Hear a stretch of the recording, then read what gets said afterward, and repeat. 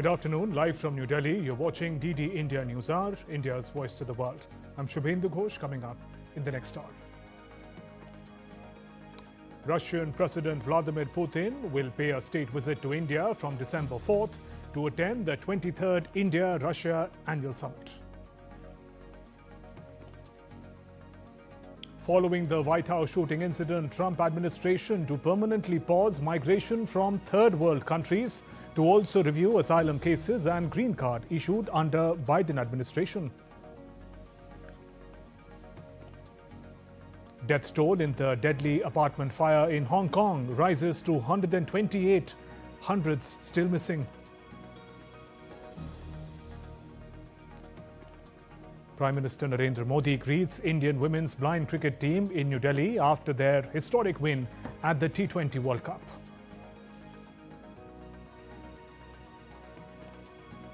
And 56th edition of International Film Festival of India is set to conclude in Goa today with a gala closing ceremony.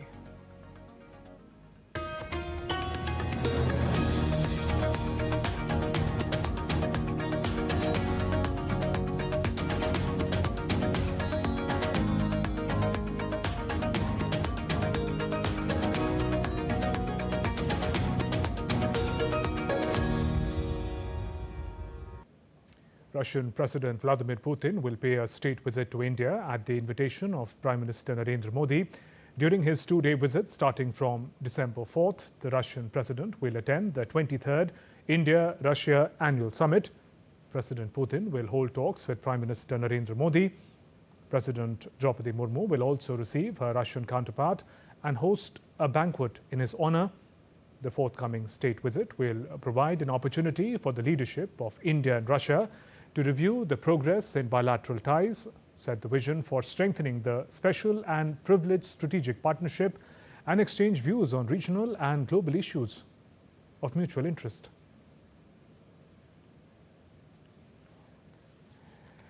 Russian President Vladimir Putin is set to visit India. It is going to be on state visits starting from December 4th. The Russian President will attend the 23rd India-Russia Annual Summit. President Putin will hold talks with Prime Minister Narendra Modi in New Delhi. Meanwhile, President Draupadi Murmu will also receive her Russian counterpart and host a special banquet in honor of the visiting dignitary.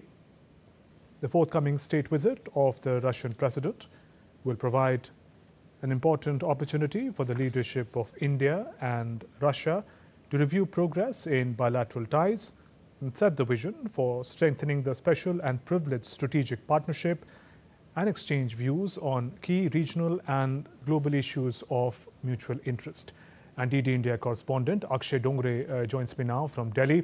Akshay, if you could put in context the significance of the upcoming visit of Russian President Putin to India. Well, as far as this visit is concerned, it's historic in many sense, Shubhendu, especially given the fact that this is going to be one of the major visits and meetups between the two leaderships after the Ukraine war started. Now, Prime Minister has visited Russia. He has visited Ukraine as well. But as far as President Putin's arrival is concerned, he hasn't been here even for the G20 the summit that took place in India. So this is the first visit of the leader to the country, and is going to give a lot of opportunities for the two leaderships to in fact review all aspects of the mutual beneficial relationships that India and Russia have maintained for decades now, earlier with Soviet Union and now with the Russian Federation. Soviet Union was one of the closest partner for India. It has been the country that has provided India with some of the best technologies, especially in the defense sector. It has given, almost touched almost every aspect of Indian economy, from energy to defense to trade, culture as well. There have been several cultural centers, and the ties between the two countries are quite strong.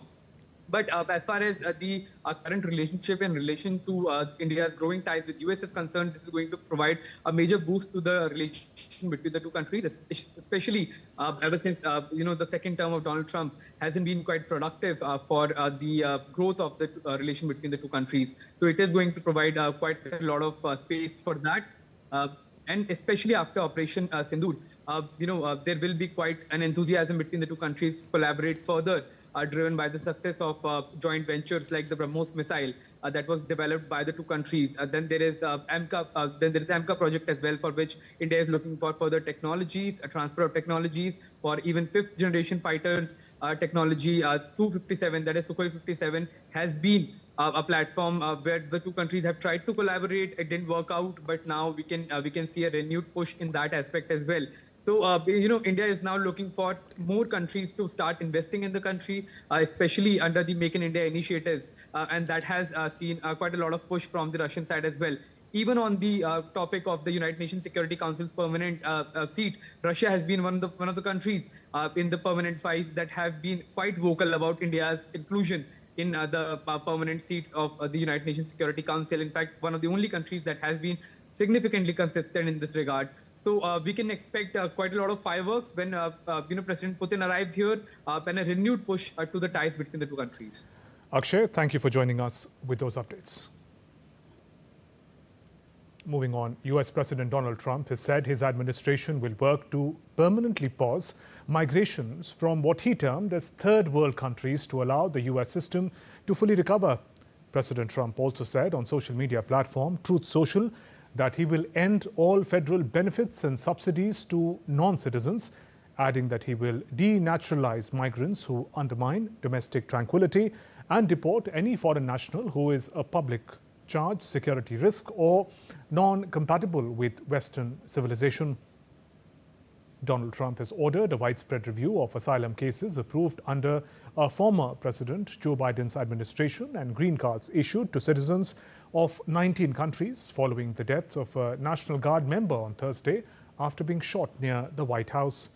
Trump had already called for the re-examination of all Afghan nationals who came to the US under his predecessor, saying that US needed to take measures to ensure removal of anyone who does not add benefit to our country. According to the memo signed by Edlow, that order would apply to about 233,000 refugees who entered between January 20th, 2021 and February 20th this year.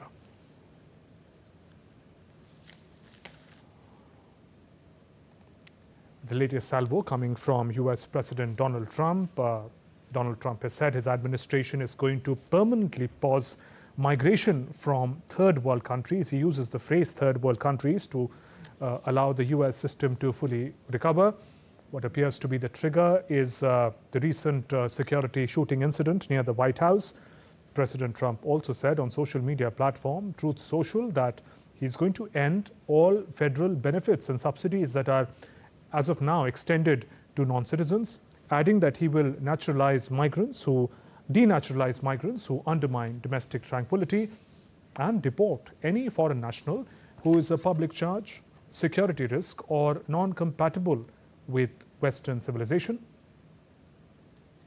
Donald Trump has ordered a widespread review of asylum cases approved under former President Joe Biden's administration, and also green cards that have been issued to citizens of 19 countries, the 19 countries in focus, following the death of a National Guard member.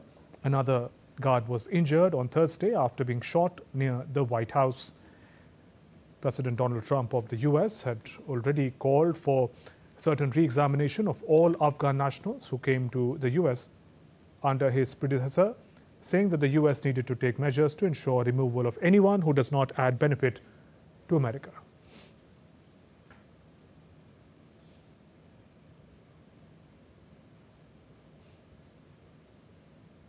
That's the big news that we are looking at today. Donald Trump's new salvo on immigration. US President Donald Trump on Thursday said United States will soon expand the efforts reviewing all asylum cases. He said that he is going to be expanding efforts to curb Venezuelan drug trafficking by intensifying operations on land. Speaking to service members in Palm Beach, Donald Trump said US forces had almost stopped maritime trafficking, claiming an 85% reduction. Also warned Venezuelan groups against continuing to send poison narcotics into the country.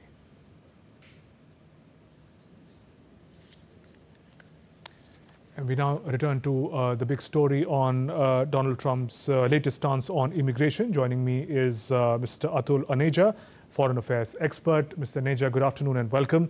What do you make of the latest decision by Trump on immigration policies? And what does third world countries imply? I mean, some may call the use of the term itself in many ways problematic. Yes, Shubhendu, both points. First the coinage of the term third world.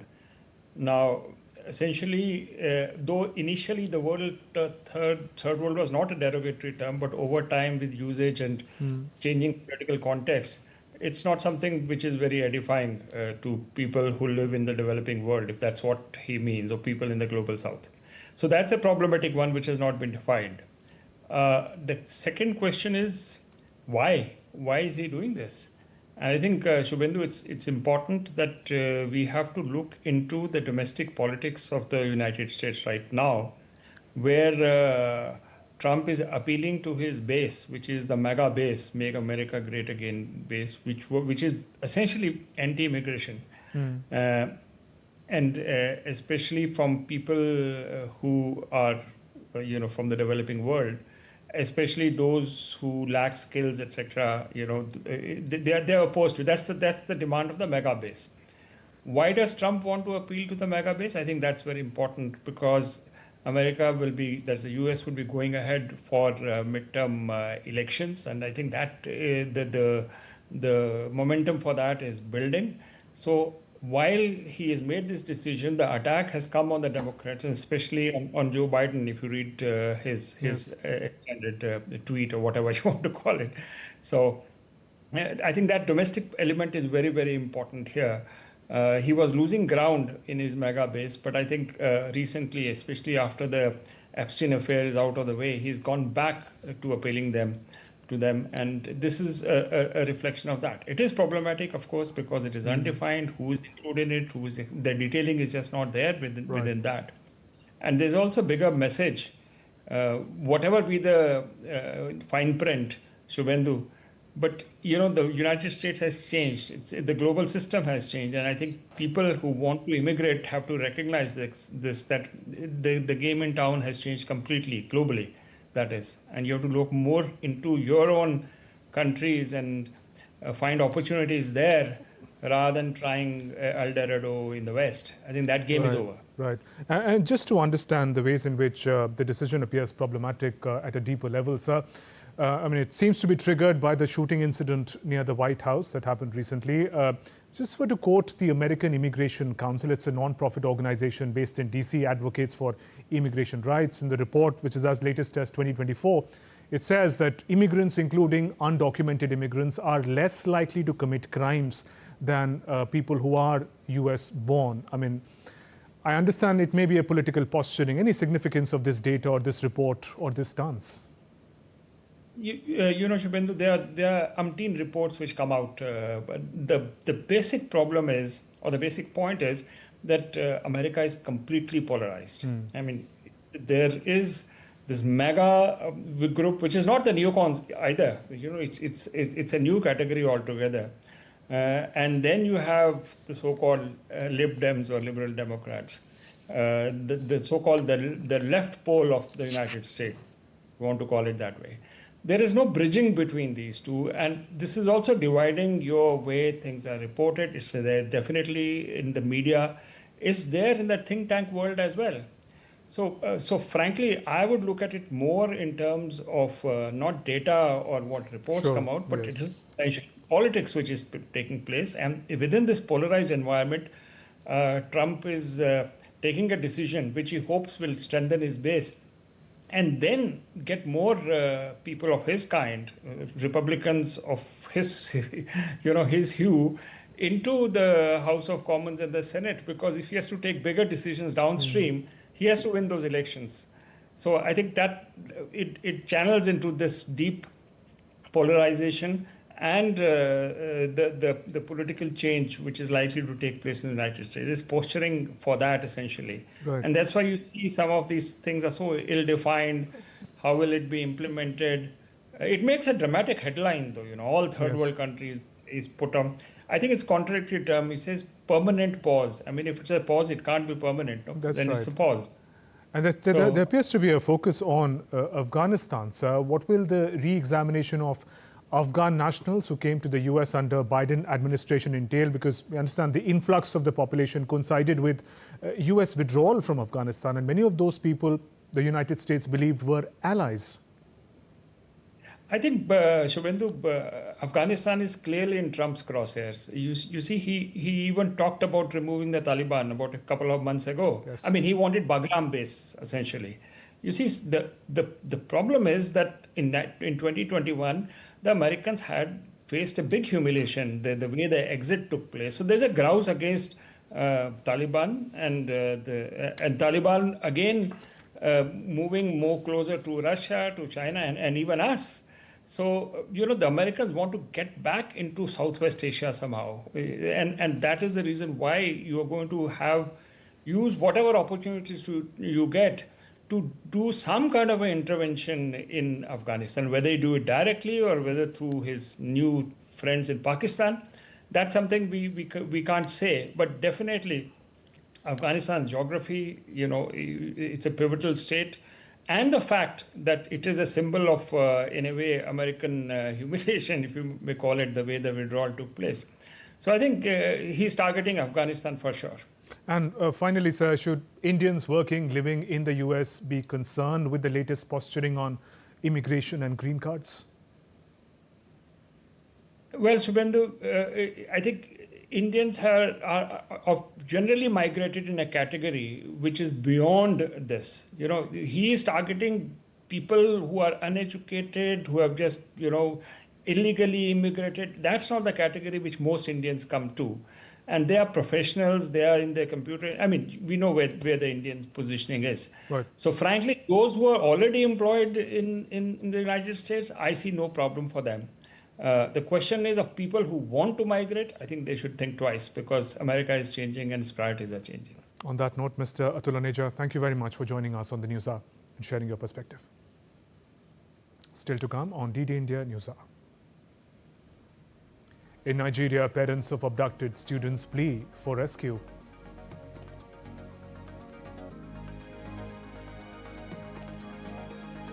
United Nations urges Pakistan to protect human rights of former Prime Minister Imran Khan.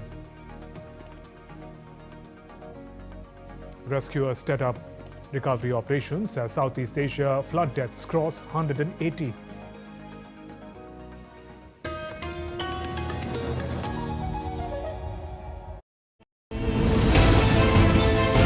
Geopolitics and trade deals. Economic challenges amid development. Hard work and the path to prosperity. It's the economy, always. Between walkers, money is what money does and says. Supply creates its own demand. Between the bulls pulls and bears tears. When supply chains globalization and India rises to the podium. We'll get you centered with the Economic Brief at 8 p.m. every Thursday on DD India.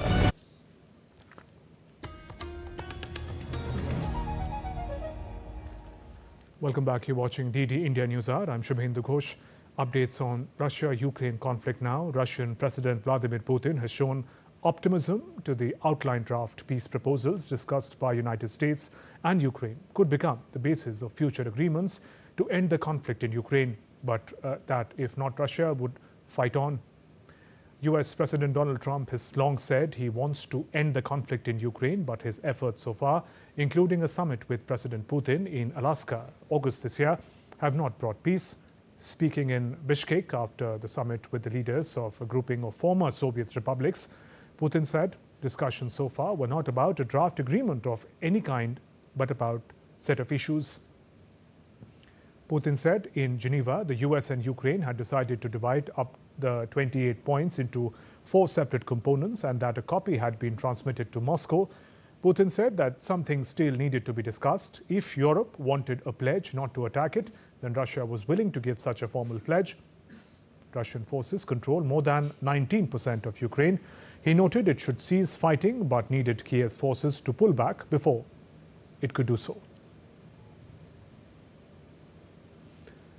Vladimir Putin said he considered the Ukrainian leadership to be illegitimate, and so it was legally impossible to sign a deal with Kiev. He said Kiev leadership lost legitimacy after refusing to hold elections when President Zelenskyy's elected term expired. Kiev says it cannot hold elections under martial law and defending its territory against Russia. Meanwhile, Ukrainian President Volodymyr Zelenskyy also confirmed that delegations from Kiev and Washington are to meet this week to work out a formula discussed at the talks in Geneva to bring peace and provide security guarantees for Kiev. Our team, together with American representatives this week, yet at the end of it, will continue to push forward the points that we worked out as a result of talks in Geneva to shape them so that we can reach the path to peace and security guarantees. Our delegation will meet. The UN delegation will be well prepared and ready to engage in hands-on work. Earlier, Zelenskyy met Latvian Foreign Minister Baiba Braze in Kiev on Thursday, thanking Latvia for joining the US-backed program that allows Kiev to buy Patriot missiles and other air defense systems. Braze said Latvia stands by Ukraine, told Zelenskyy that he was not alone, adding that Ukraine was strong, democratic and had a very bright future.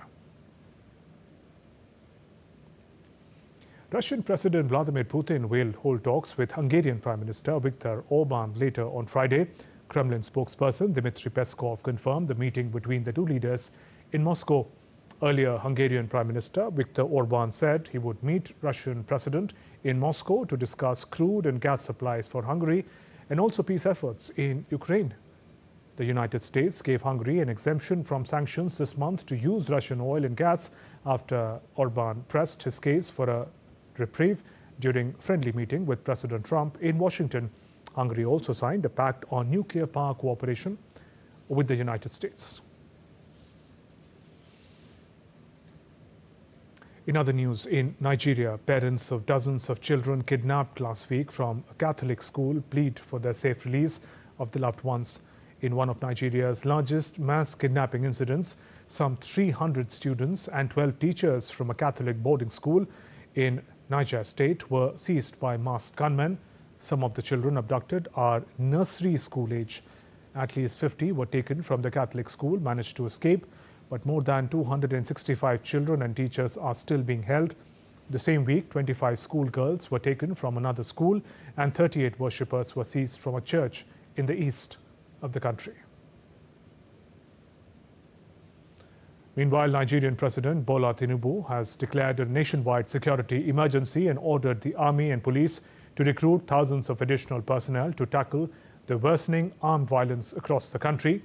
The announcement follows recent attacks in Kebbi, Borno, Zamfara, Niger, Yobe and Kwara states, where dozens of civilians were killed and kidnapped. Nigeria has had a history of mass kidnappings, mostly carried out by criminal gangs, looking for ransom payments and targeting vulnerable population in poorly policed rural areas. Many of the captives get freed or rescued within weeks or months, while some escape on their own. The United Nations called on Pakistani authorities to ensure that rights of imprisoned former Prime Minister Imran Khan are respected and fully upheld. UN's deputy spokesperson Farhan Haq reaffirmed that the world body has urged Pakistani authorities to ensure the human rights and due process rights of Imran Khan are respected. This follows his arrest and ongoing legal proceedings. The UN has emphasized that in such politically sensitive cases, fair treatment under law and procedural fairness are essential.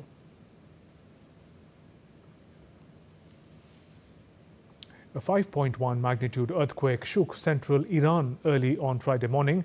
There were no immediate reports of casualties or damage from the quake, which struck the city of Behrabad in Yazd province.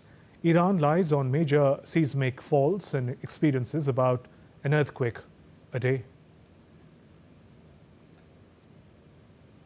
The death toll in the deadly apartment fire in Hong Kong has risen to 128 on Friday. The firefighting operations were wrapped up on Friday after the blaze in all 7 apartments were extinguished. Hong Kong government also mobilized 1,000 policemen for rescue efforts. 12 firemen were also injured during rescue operations, including one reported in serious condition. Families could be seen scrambling to identify their loved ones in hospitals, as over 200 are still missing in the aftermath. Investigation showed that the fire alarms in the affected building were not operating properly.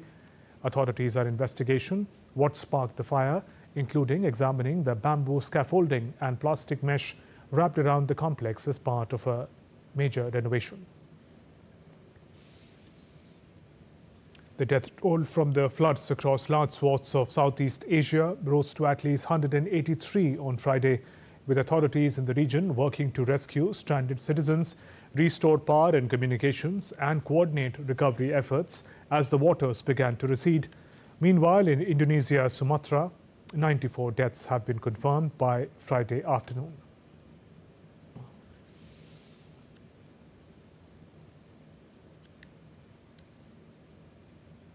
Communications remain down in some parts of the island, while authorities were working to restore power and clear roads blocked by landslide debris. Indonesia continues to airlift aid and rescue personnel into affected areas. Many regions of Indonesia, Malaysia and Thailand have been stricken by cyclone-fueled torrential rains for a week. Let's now take a look at other stories making news around the world. Britain's Princess Kate visited the Anna Freud Centre to emphasize the importance of relationship in children's development on Thursday. The visit launched a Royal Foundation project with Anna Freud and the Institute of Health visiting to train health visitors in supporting early social and emotional skills, helping babies and young children build strong foundations for mental health. An injured jaguar rescued from Brazil's Rio Negro in October has been safely released back into the wild. The operation was led by Amazonas Animal Protection Secretariat. Officials say it is the first case in the region where an injured jaguar was rescued, treated, and successfully reintroduced to its natural habitat. 11 pink-painted elephants marched through the streets of Bangkok, bowing in unison outside the Grand Palace in a solemn, lumbering tribute to the late Queen Mother. The unusual procession drew crowds of onlookers, blending traditional ceremony with the colourful, eye-catching display.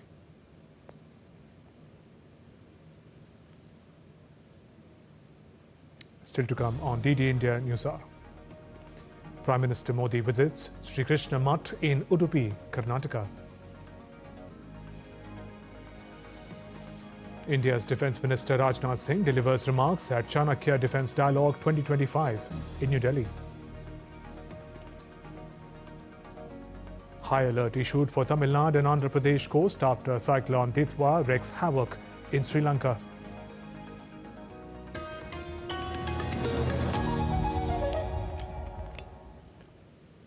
Can the US launch a bombing campaign against Iran? The Philippines vessel suffered structural damage. The saga of child sexual abuse is the United States China's debt trap strategy. Truth is stranger than fiction. But sometimes hard to uncover.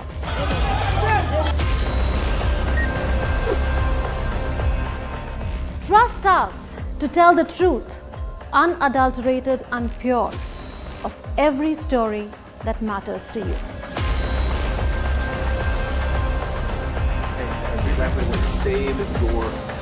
You read between the lines, cut the clutter, and connect the dots to get you the full picture.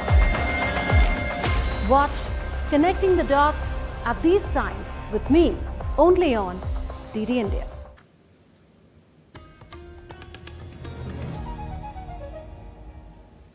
Welcome back. You're watching DD India Newshour. I'm Shubhendu Ghosh. Our top stories. Russian President Vladimir Putin will pay a state visit to India from December 4th to attend the 23rd India-Russia Annual Summit. Following White House shooting incident, Donald Trump administration to permanently pause migration from third world countries, to also review asylum cases and green card issued under Biden administration. Death toll in deadly apartment fire in Hong Kong rises to 128, hundreds still missing. Prime Minister Modi greets Indian women's blind cricket team in New Delhi after historic win at the T20 World Cup. 56th edition of International Film Festival of India is set to conclude in Goa today with a gala closing ceremony.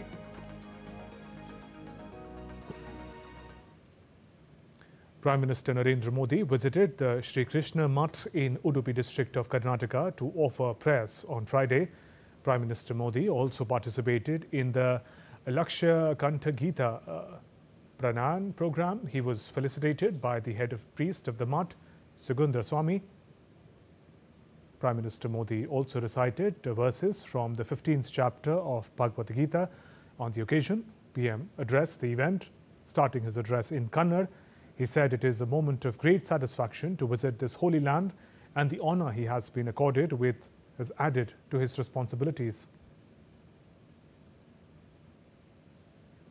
Prime Minister will also inaugurate Suvarna Tirtha Mantapa located in front of the Krishna Sanctorum and dedicate the Kanaka Kavach for the sacred Kanakanakindi.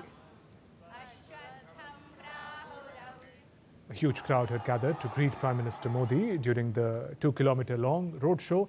People gathered on both sides of the road and showered petals on Prime Minister, who returned their gesture by waving at them. Yakshagan and Holy Vesha dancers performed during the roadshow. And Prime Minister Narendra Modi is scheduled to visit the Indian state of Goa on Friday, later today, to participate in the 550th year celebrations of Sri Samsthan Gokaram Parthagali Jivottam Mutt on the occasion of Sarda Panch Manotsav.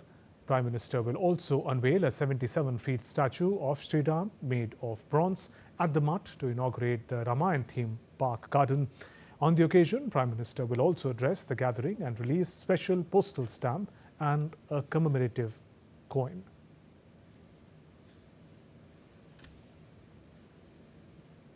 President Draupadi Murmu inaugurated Brahma Kumari's annual event for 2025-26, themed Meditation for World Unity and Trust in Lucknow on Friday. Governor of Uttar Pradesh, Anandiben Patel, and Chief Minister Yogi Adityanath attended the event as chief guests. The dignitaries also planted Parijat saplings in the premises of the centre. Later in the day, President Murmu will attend the valedictory session of the Diamond Jubilee celebrations of Bharat Scouts and Guides and address the 19th National Jamboree. The closing ceremony is being held in Lucknow after a gap of more than 6 decades. Around 33,000 scouts, guides, rovers and rangers from various Indian states, along with over 1,500 youth delegates from Asia-Pacific region, including Maldives, Nepal, Sri Lanka and Saudi Arabia, are participating in this event. Let's now turn to Cyclone Ditwa now. The city and coastal Tamil Nadu are on high alert as Cyclone Ditwa, which rapidly intensified over the Bay of Bengal near Sri Lanka on Thursday, barrels towards the North Tamil Nadu coast. The India Met Department has escalated warnings to red alert for Delta districts including Tanjavur, Tiruvarur, Nagapattinam and Malayaduthurai on November 28th and 29th, signalling potential flash floods and disruptions. Chennai and neighbouring districts remain under an orange alert for heavy to very heavy rains.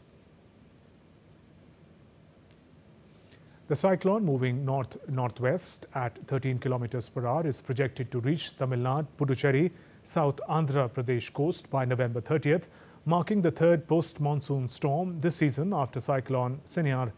Tamil Nadu Chief Minister M.K. Stalin reviewed preparedness, directing departments to coordinate relief efforts. Fishermen have been barred from sea voyages until December 1st. Meanwhile, NDRF teams in Ranipet are equipped with rubber boats and sniffer dogs and cutting tools. Schools and colleges in red alert zones may be shut with holiday declarations likely. NDRF has been on high alert as Cyclone Ditwa in anticipation of northeast monsoon and impending impact of the cyclone.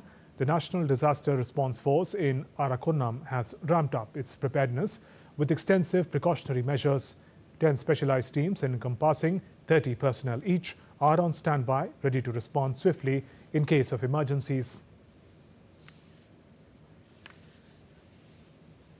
And Cyclone Ditwa continues to hammer Sri Lanka with relentless rains, landslides and rising floodwaters, pushing the death toll to 56, with 21 people still missing and nearly 44,000 people affected across multiple districts.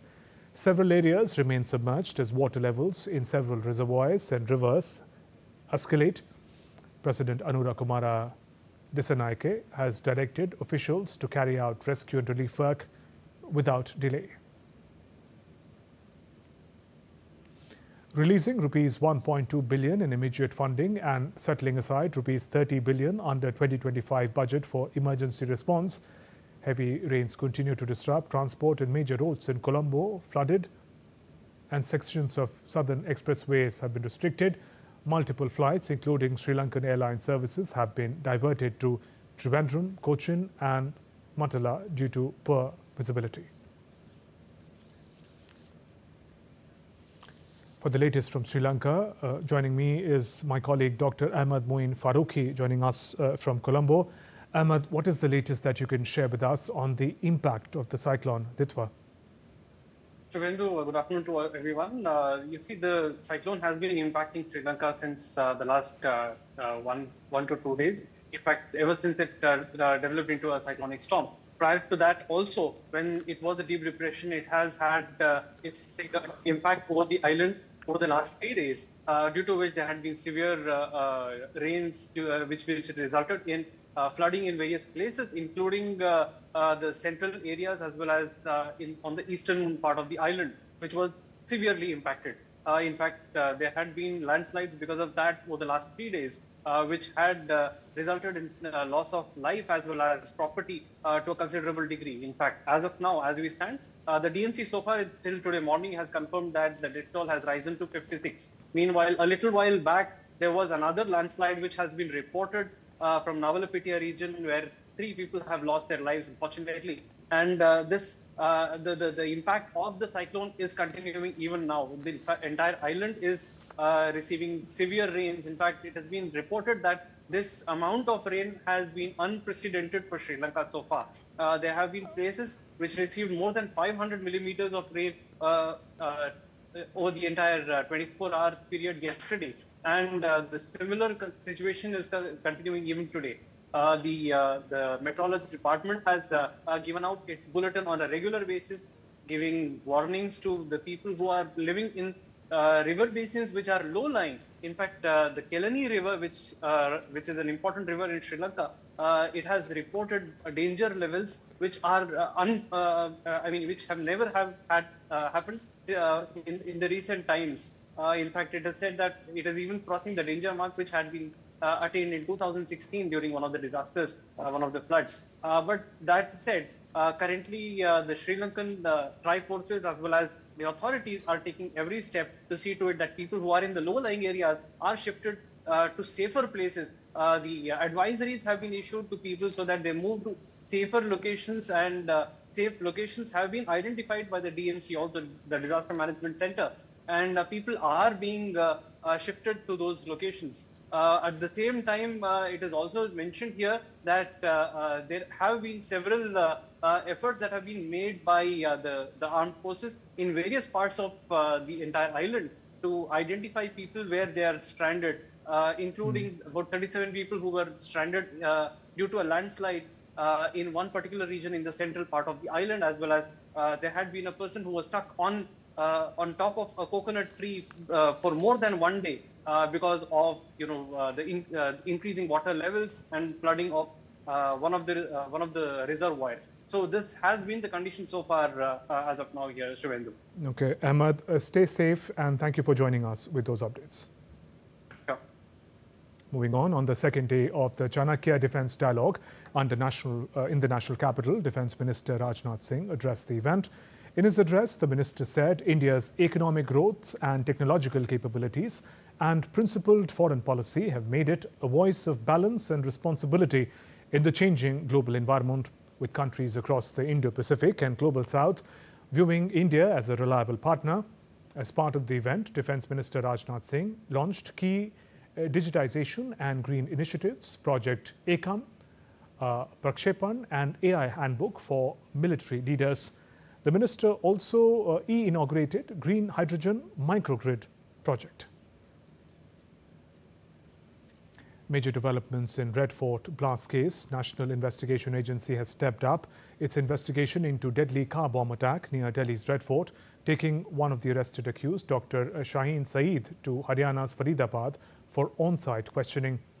Shaheen has been taken to Faridabad to recreate the plot of the terror plan, as a massive cache of explosives was seized in Faridabad shortly before the blast. Also, to corroborate some leads the NIA learned to have known during interrogation of other suspects and seventh accused, Soyab, a resident of Doj in Faridabad. According to the agency, Soyab allegedly sheltered the bomber Umar-ul-Nabi shortly before the terror act. In close coordination with Delhi Police, J&K Police, Haryana Police and Uttar Pradesh Police, along with other agencies, NIA is pushing its investigation forward across multiple states. India's aircraft carrier INS Vikrant and stealth frigate INS Udaygiri are representing the Indian Navy at the International Fleet Review 2025 in Colombo from 27th to 29th of November. The visit marks the maiden overseas deployment of both the Indian warships. During their stay, the Indian ships will take part in key IFFI events, including the ceremonial fleet review hosted by the Sri Lankan Navy as part of its 75th anniversary celebrations. The event brings together naval ships, delegations and observers from multiple nations.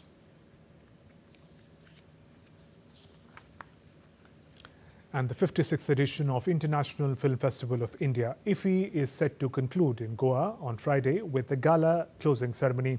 The 9-day extravaganza witnessed masterpieces of cinematic work, world-class technology, business exchanges, decked with unique initiatives. DD India's Deepika gets us more from Goa. Stage is all set for the gala closing ceremony at the 56th edition of International Film Festival of India. Well, to make this event a grand success, the organizers left no stone unturned. From red carpets to masterclasses to inflated cinema halls, the organizers ensured that everything is in place to entertain, educate and aware the cinema lovers. Let's take a look at this report to know more.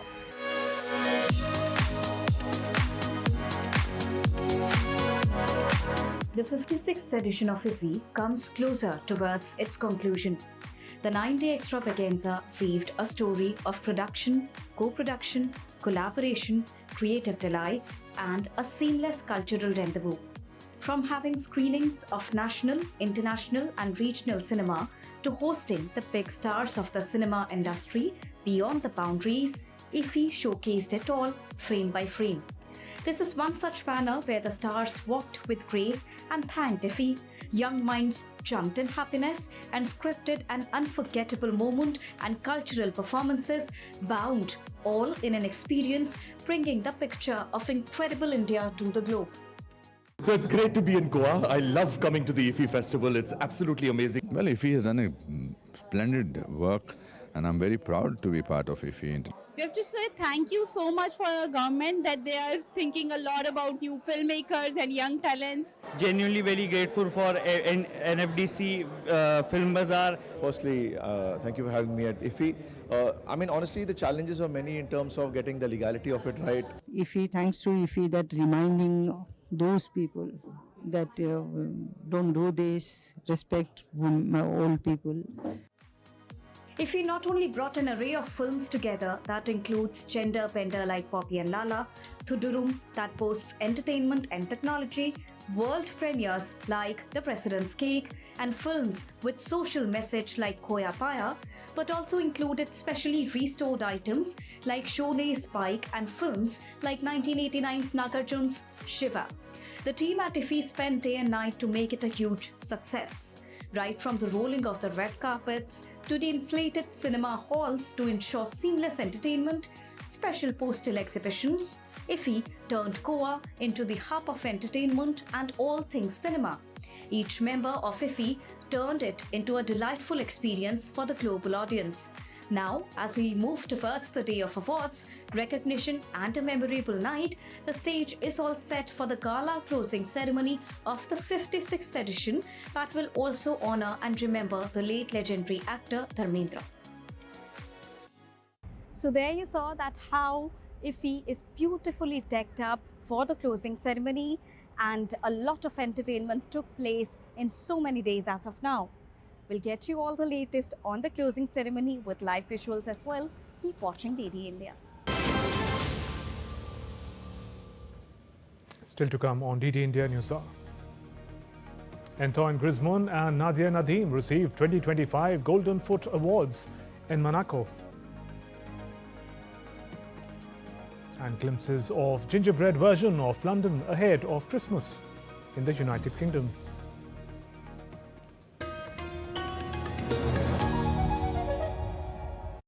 How much of India's democracy is really a British leftover?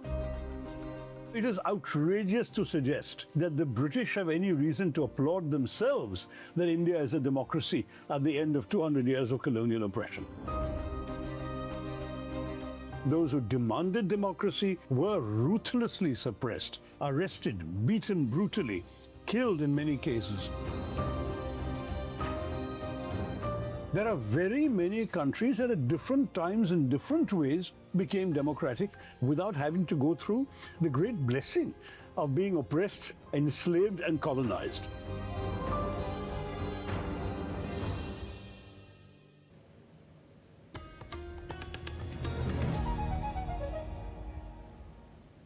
You're watching DD India Newshour. I'm Shubhendu Ghosh. Let's now turn to all the action from the world of sports. Prime Minister Narendra Modi met the Indian women's blind cricket team in New Delhi after their historic win at the inaugural Blind Women's T20 World Cup. India remained unbeaten in the tournament and defeated Nepal by 7 wickets in the finals. PM Modi praised the players for their hard work, courage and determination, saying they had made their mark. He interacted warmly with the team, offered them sweets and signed a cricket ball, while the players gifted him an autographed bat. Skipper Deepika TC and Vice Captain Ganga Kadam shared emotional moments from the meeting and their World Cup journey.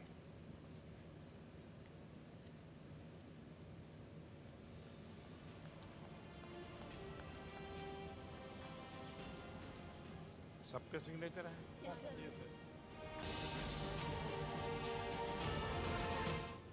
तो signature करना है। देखिए वंदे मातरम के 150 साल हुए, तो इसलिए मैंने वंदे मातरम लिखा। हमने सुना है आप बहुत अच्छा गाना गाती हो। शंकरा करुणाकरा मामव भवसागर तारका भो शंभो शिव शंभो स्वयंभो। वाह! तो मालूम है आपको कि मैं काशी का सांसद हूँ, इसलिए शंभू को याद किया।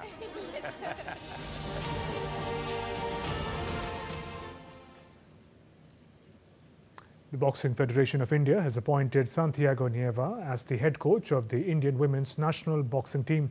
This marks the return of one of world's boxing's most accomplished high-performance leaders. The Swedish tactician, who previously served as India's high-performance director from 2017 to 21, steps back into the system at a time when Indian women's boxing is riding high after historic medal sweep at the 2025 World Boxing Cup finals in Greater Noida. Nieva, bringing over 2 decades of elite international coaching experience, will now focus on preparing Indian women boxers for consistent global success as the Los Angeles 2028 Olympic cycle intensifies. The 22nd ceremony of prestigious Golden Foot Awards was held on Thursday at Monaco. Among the women's category, Denmark's Nadia Nadim was celebrated for her football career as well as humanitarian and academic work. The UNESCO champion for girls and women's education was recognized for her impact both on and off the pitch. Among the men's category, France's football star Antoine Griezmann received the award and was praised for his achievements with Barcelona, Atletico and Madrid, and his key role in France's 2018 World Cup and 2021 Nations League victories. Among the football veterans, Christian Carambieu, Alain Bogossian and Diego Simon were also inducted. The International Olympic Committee has approved two Russian figure skaters, Peter Gumnik and Adilia Petrosyan, and Belarusian skater Victoria Safonova to compete at the 2026 Milan Cortina Winter Olympics as neutral athletes. They are the first athletes from Russia and Belarus cleared for the Games under the ongoing sanctions linked to the war in Ukraine. The IOC's panel, led by Kirsty Coventry, vetted them to ensure no ties to the Russian military or support for the conflict. While individual athletes may compete under a neutral flag, Russian teams remain banned and Belarus continues to face restrictions for supporting Russia's invasion. The India International Trade Fair has concluded in New Delhi. Around 1.8 million people visited during the 14-day-long fair. On the final day, the best pavilions were awarded. Let's now find out who grabbed the top honours in the Grand Trade Fair organised by India Trade Promotion Organisation. DD India correspondent Girish Nishana gets us more. The 44th India International Trade Fair held at Delhi's Bharat Mandapam concluded on Thursday. On the final day, awards were presented to the best pavilions. In the foreign category, Thailand received the gold medal, Iran silver and Dubai the bronze. In the states and union territories category, Odisha received gold and Madhya Pradesh silver. Meghalaya was awarded the gold medal for best theme-based pavilion. Haryana received the gold medal for the cleanest pavilion. Among ministries, the Ministry of Defence won gold, Ministry of Mines won silver and Railways received bronze. In the PSU category, the Airport Authority of India got the gold medal. For public communication, the Directorate of Taxpayer Services received gold, while the Ministry of Health and Family Welfare got silver. For Empowered India, the Ministry of Agriculture and Farmers Welfare was awarded the gold medal. IITF, as I said, ये भारत की आत्मा को दर्शाता है. Let it be. We will get back here next year again on the same platform with the assurance on behalf of ITPO that we will take this fair 2 notches higher in the next edition. This year, the fair's theme was Ek Bharat Shresth Bharat, One India, Great India. Around 1.8 million visitors came to see the fair over these 14 days. The fair concluded with a cultural program where artists captivated the audience with their performances.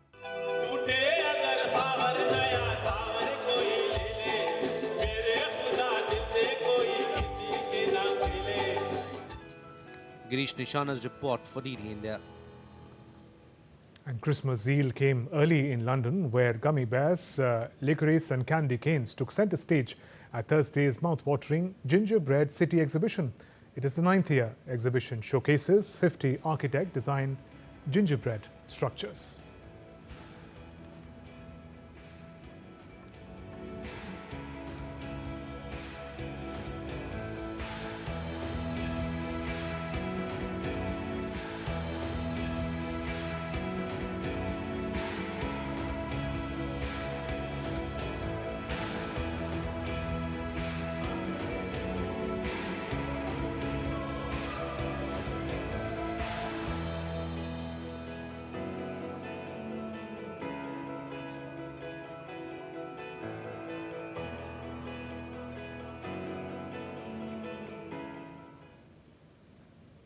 That's all for this edition of DD India Newshour. Let us know your thoughts on the news of the day.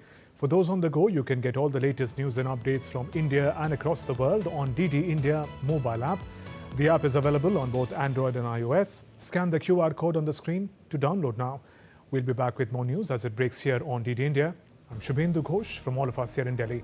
Thanks for watching DD India Newshour. Namaskar.